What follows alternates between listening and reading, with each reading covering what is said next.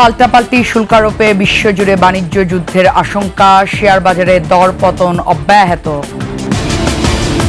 ঈদের ছুটি শেষে রাজধানীতে ফিরছে কর্মজীবী মানুষ, কয়েক গুণ ভাড়া আদায় করছে সিএনজি চালকরা।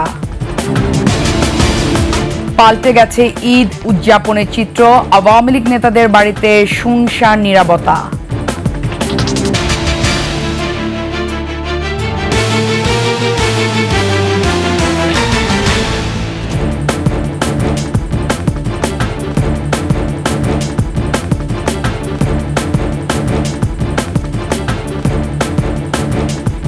শুনছিলেন সংবাদ শিরোনাম, আমন্ত্রণ ২১ সংবাদে আপনাদের সাথে আছে আমি লুবনা রহমান। দর্শক, ২১ টেলিভিশনের সংবাদ একসাথে সরাসরি দেখতে পাবেন আমাদের ফেসবুক পেজ www.facebook.com/2124 অনলাইনে। এছাড়া সাবস্ক্রাইব করতে পারেন www.youtube.com/21 ইটিভি চ্যানেলে।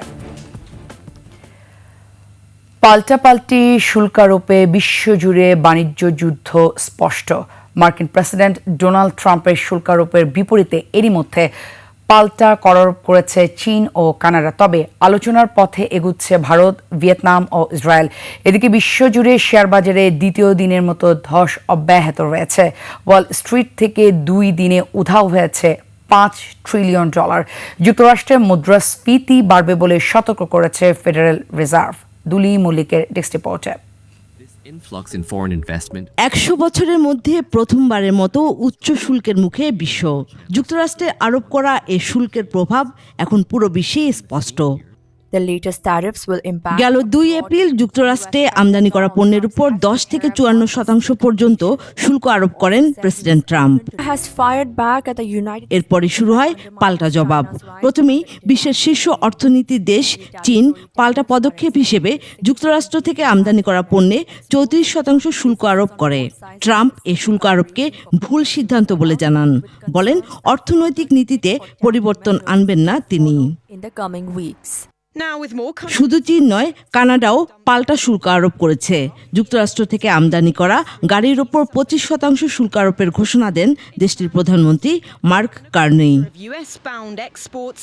তবে সংবাদ মাধ্যমের রিপোর্ট বলছে, ভারত, ভিয়েতনাম ও ইসরায়েল পাল্টা পদক্ষেপের পরিবর্তে শুল্ক নিয়ে ট্রাম্প প্রশাসনের সঙ্গে আলোচনা শুরু করেছে। নতুন বাণিজ্য চুক্তি করতে আগ্রহী তারা। ট্রাম্পের শুল্ক আরোপের প্রভাবে দ্বিতীয় দিনেও টালমাটাল বৈশ্বিক শেয়ার বাজার।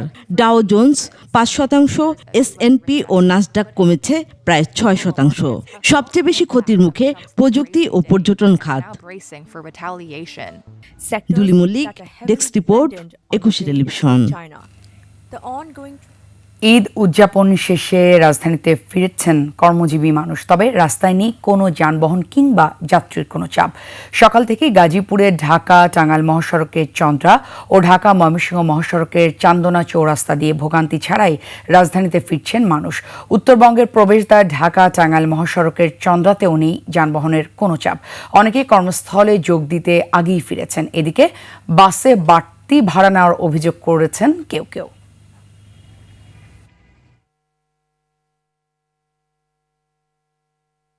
জামালপুর থেকে রাস্তাঘাট ফাঁকা আছে, ফ্রিভাবে আসতে পারছি।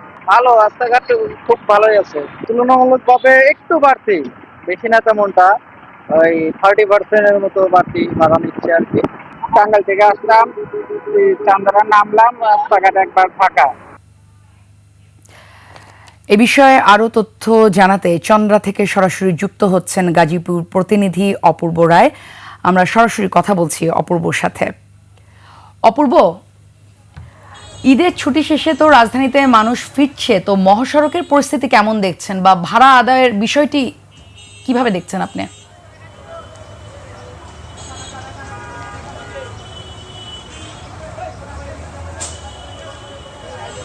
অপূর্ব, শুনতে পাচ্ছেন আমাকে?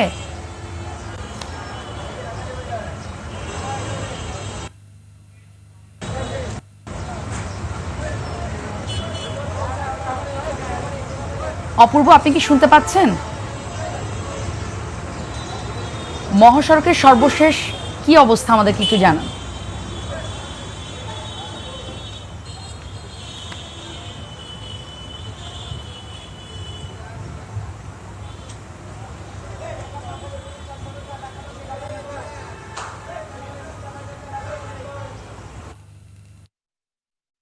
দর্শক, এই মুহূর্তে আমরা অপূর্বর সাথে সংযোগ স্থাপন করতে পারলাম না। আমরা পরবর্তীতে আবারও চেষ্টা করব অপূর্বের কাছে যাওয়ার জন্য। নৌপথে রাজধানীতে ফিরতে ভোগান্তি না হলেও গণপরিবহনের অভাবে সদরঘাট নেমে বিপাকে পড়েন লঞ্চ যাত্রীরা। সুযোগ বুঝে 3 থেকে 4 গুণ ভাড়া আদায় করছে সিএনজি চালিত অটোরিকশা। নির্বিকার দায়িত্বরত পুলিশও। মেহেদী হাসানের রিপোর্ট। ঈদের লম্বা ছুটি কাটিয়ে রাজধানীতে ফিরছেন কর্মজীবী মানুষ। দক্ষিণাঞ্চলের মানুষের প্রথম পছন্দ নৌপথ। যাত্রীরা বলছেন, এবার রাজধানীতে ফিরতে অতিরিক্ত যাত্রী চাপ বা বাড়তি ভাড়ার মতো বিড়ম্বনা পোহাতে হয়নি। ভাড়া বেশি রাখে নাই, খুবই শান্তি শৃঙ্খলাভাবে আসছিল, ফাঁকা ছিল, কোনো ঝামেলা হয় নাই। তবে বিড়ম্বনার শুরু সদরঘাটে নামার পর। নেই কোনো গণপরিবহন, আর এই সুযোগটাই কাজে লাগাচ্ছেন অটোরিকশা চালকরা। 800 টাকা চাচ্ছে মিরপুর দিয়াবাড়ি। রাত্র 3টার সময় যদি 5টার সময় আসতো তো আমরা বাসে চলে যেতে পারতাম। এখন অটো ভাড়া যাচ্ছে ডবল। তবে দায়িত্বরত পুলিশ বলছে, অভিযোগ পেলে ব্যবস্থা নেবেন তারা। এরকম অভিযোগ আমরা আসলে পাইনি এখনো। তারপরেও আমরা চাচ্ছি, চেষ্টা করতেছি সবাই যেন তাদের সাধ্যমতো যার যার গন্তব্যস্থলে যাইতে পারে। ভিক্টোরিয়া পার্কে গণপরিবহন পাওয়া যায়, সে পর্যন্ত পায়ে হেঁটেই যাচ্ছেন অনেকেই। মেহেদী হাসান, 21 টেলিভিশন, ঢাকা। এদিকে কমলাপুর রেল স্টেশনে রাজধানীমুখী মানুষের ভিড়। সেখানকার খবর জানতে আমরা সরাসরি চলে যাচ্ছি আমাদের সহকর্মী সিরাত আল মুস্তাকিমের কাছে। সিরাত, রেল স্টেশনের পরিস্থিতি কেমন দেখছেন এবং যাত্রীদের চাপ কেমন?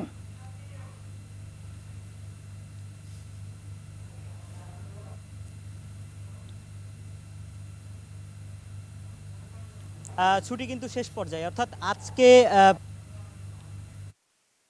ঈদ করতে ঢাকার বাইরে গিয়েছিল তারা কিন্তু আজকেই ফিরছেন। অর্থাৎ কালকে থেকে কিন্তু অফিস বা বিভিন্ন যে প্রতিষ্ঠানগুলো আছে সেগুলো খুলে যাচ্ছে, যার কারণে কিন্তু আজকে বাড়তি চাপ, বাড়তি ভিড় আমরা লক্ষ্য করেছি। ইতিমধ্যে সকাল থেকে প্রায় 5টার মতো ট্রেন কিন্তু কমলাপুর রেল স্টেশনে এসেছে এবং আমরা দেখেছি ট্রেনের ছাদেও কিন্তু যাত্রী ছিল, অর্থাৎ যাত্রী চাপ কিন্তু আমরা দেখতে পাচ্ছি। তবে অন্যান্য বার যে যাত্রীদের যে তিক্ত অভিজ্ঞতা, যা তারা যে বিভিন্ন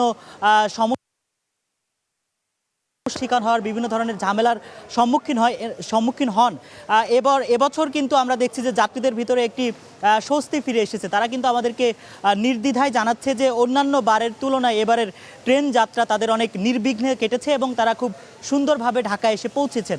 শুধুমাত্র সামান্য কিছু সমস্যা তারা বলছেন, যেমন হচ্ছে যে বিভিন্ন বগিতে উইদাউট টিকিট যারা আছে তারা উঠে পড়ছেন। এই সমস্যা ছাড়া তেমন কোনো সমস্যা কিন্তু আমরা দেখতে পাচ্ছি না এবং অনলাইনে টিকিট কাটার ক্ষেত্রে কিন্তু একটু সমস্যা পোহাতে হচ্ছে, যেহেতু অনলাইনে টিকিট কাটতে গেলে অনেকক্ষণ সার্ভারে ওয়েট করা লাগে, যার কারণে কিন্তু একটু সমস্যার সম্মুখীন হচ্ছেন। তাছাড়া সব মিলিয়ে যদি আমি বলতে চাই, অন্যান্য বারের তুলনায় কিন্তু নির্বিঘ্নে এবং স্বাচ্ছন্দ্যে খুবই ভালোভাবেই কিন্তু যাত্রীরা ঈদ শেষ করে, পরিবার পরিজনের সাথে ঈদ শেষ করে কিন্তু ঢাকাতে ফিরে আসছেন। লুবনা, কমলাপুর রেল স্টেশন থেকে এই ছিল আমার কাছে ঈদে ফেরত যাত্রীদের সর্বশেষ তথ্য। সিরাত, আপনাকে ধন্যবাদ। দর্শক, সিরাতের কাছ থেকে আমরা শুনছিলাম কমলাপুর রেল স্টেশনের খবরাখবর। ফ্যাসিস্ট হাসিনার পতনে পাল্টে গেছে দেশের প্রত্যন্ত অঞ্চলে ঈদ উদযাপনের চিত্র। গত বছর ঈদে মাদারীপুরের কালকিনিতে নেতাকর্মীদের পদচারণায় মুখর ছিল আব্দুস সোবহান গোলাপ ও বাহাউদ্দিন নাসিম সহ আওয়ামী লীগ নেতাদের বাড়ি। এবার সেখানে ভুতুরে পরিবেশ। অন্যদিকে ঈদে জমজমাট বিএনপি নেতাদের বাড়ি। কালকিনি প্রতিনিধি রাকিবুজ্জামানের তথ্যচিত্র, ডেস্ক রিপোর্ট। হত্যাসহ বিভিন্ন মামলায় কারাগারে আওয়ামী লীগের প্রচার ও প্রকাশনা সম্পাদক এবং মাদারীপুর 3 আসনের সাবেক এমপি আব্দুস সোবহান গোলাপ। তার কালকিনির প্রাসাদোপম বাড়িটি আগাছায় পূর্ণ, জনমানব শূন্য, নিস্তব্ধ। গতবার ঈদও এখানে অনেক মানুষজন ছিল। এবছর সে ক্ষমতায় না থাকার কারণে রাজনৈতিক নেতারা এখন আর আসে না। পুরোটা গাড়ি বোঝাই থাকতো আর মানুষ, বহুত মানুষ থাকতো। একই অবস্থা আওয়ামী লীগের যুগ্ম সাধারণ সম্পাদক বাহাউদ্দিন নাসিমের কালকিনির বাড়িও। আওয়ামী লীগের এই পরিণতিকে তাদের কর্মফল বলছেন সাধারণ মানুষ। বিগত দিনে যারা যেই স্বৈরাচার এবং অত্যাচার, মানুষের উপরে যে গুম খুন নির্যাতন চালিয়েছে, তারই স্বেচ্ছাচারিতার একটি ফল। যারাই সামনে আসবেন তাদের শিক্ষা নেওয়া উচিত যে দেশ কিভাবে চালাবে আর কিভাবে চলবে। ভিন্ন চিত্র বিএনপি নেতাদের বাড়িতে। 16 বছর পর ঈদে নেতাকর্মীদের নিয়ে উৎসব আমেজে তারা। নতুন পরিবেশে ঈদ উদযাপন করতে পেরে নেতাকর্মীদের নিয়ে খুবই আনন্দিত। ফ্যাসিস্ট মুক্ত বাংলাদেশে একটি সুন্দর একটি জাঁকজমকপূর্ণভাবে আমরা একটি সুন্দর একটি সবাইকে নিয়ে আমরা একটা চমৎকার একটি আনন্দঘন পরিবেশের মধ্যে আমরা একটি ঈদ উদযাপন করলাম। আওয়ামী লীগের এই পরিণতি থেকে রাজনীতিবিদদের শিক্ষা নেওয়ার পরামর্শ সাধারণ মানুষের। সমর ইসলাম, ডেস্ক রিপোর্ট, 21 টেলিভিশন। একটা বিরতি নিচ্ছি, যখন ফিরছি তখন অন্যান্য সংবাদের সঙ্গে আরও থাকবে। গাজার উত্তরাঞ্চলে ফের ইসরায়েলি অভিযান, খান ইউনুসে বিমান হামলায় নিহত 25। আবার আমন্ত্রণ 21 সংবাদে। ঈদের ছুটিতে রাজধানীর হাতিরঝিল এখন আনন্দময় বিনোদন কেন্দ্র। পরিবার পরিজন নিয়ে ভিড় করছেন হাজারো মানুষ। সুমাইয়া খানের রিপোর্ট। ঈদের আনন্দ এখনো শেষ হয়নি, এই ভিড়ই যেন তার প্রমাণ।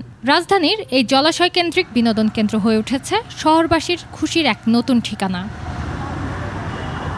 ছুটির দিনটিকে উপভোগ করতে এখানে এসেছেন নানান বয়সী মানুষ। খুব ভালো লাগলো, পরিবার নিয়ে আসছি, আরও দেখবো, আরও ঘুরছি। হ্যাঁ, এখানে যে ট্রলার আছে, ট্রলারের মাধ্যমে ঘুরলাম, খুব ভালো লাগলো।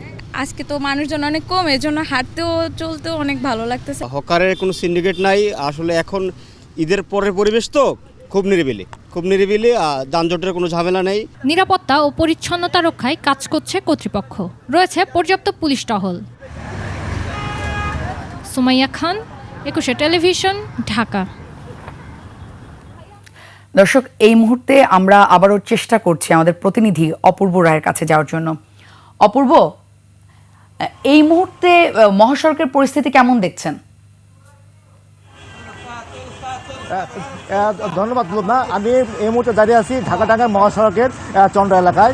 চন্দ্র এলাকায় কিন্তু উত্তরবঙ্গ প্রবেশদ্বার। এখান থেকে কিন্তু আপনার ঈদ শেষে কিন্তু যারা বাড়ি গেছিল তারা কিন্তু ঈদ শেষে কিন্তু তারা স্বাচ্ছন্দ্যে এবং নিরাপদে তারা কিন্তু বাড়ি ফিরছেন। আর আমি সকাল থেকে ঢাকা টাঙ্গাইল এবং ঢাকা ময়মনসিংহ মহাসড়কের বিভিন্ন স্থানে ঘুরে দেখেছি, কোথাও কিন্তু যানবাহনের চাপ এবং মানুষের চাপ কিন্তু এখন পর্যন্ত নেই। আর আজকে ঈদের শেষে কিন্তু আজকে শেষ দিন, কাল থেকে কিন্তু অফিসানো খুলবে, কিন্তু গাজীপুর শিল্প কারখানা আগামীকাল থেকে কিছু খুললেও 7 এবং 8 তারিখ থেকে কিন্তু পুরোদমে চালু হবে।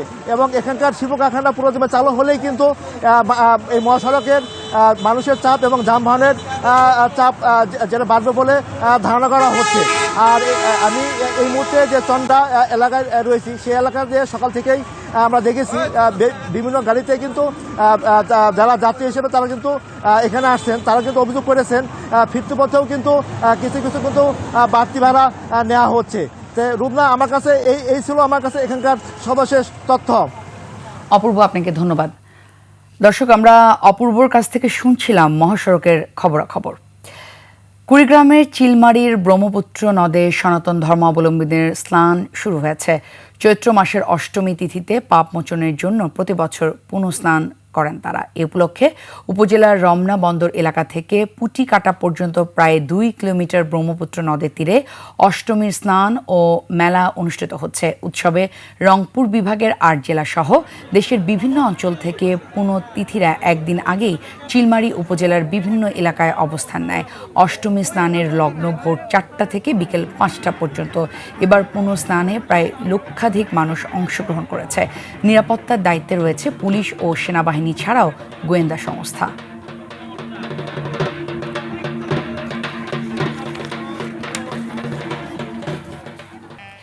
দর্শক, এরই সাথে শেষ করছি 21 সংবাদ। তবে যাবার আগে সংবাদ শিরোনামগুলো আরও একবার।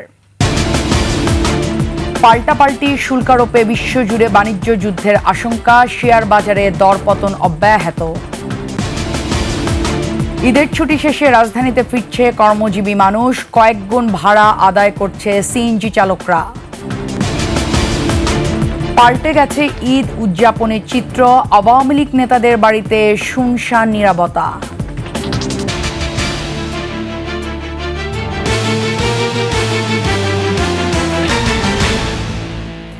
সর্বশেষ সংবাদ জানতে ডায়াল করুন 202 নম্বরে আর ভিজিট করুন 21-tv.com এই ওয়েবসাইটে। ফেসবুকে ভিজিট করতে পারেন www.facebook.com/2124 অনলাইনে। এছাড়া সাবস্ক্রাইব করতে পারেন www.youtube.com/21 ইটিভি চ্যানেলে। এতক্ষণ সঙ্গে থাকার জন্য ধন্যবাদ। পরবর্তী সংবাদ বেলা 11টায় দেখার আমন্ত্রণ রইলে 21-এর সাথেই থাকুন।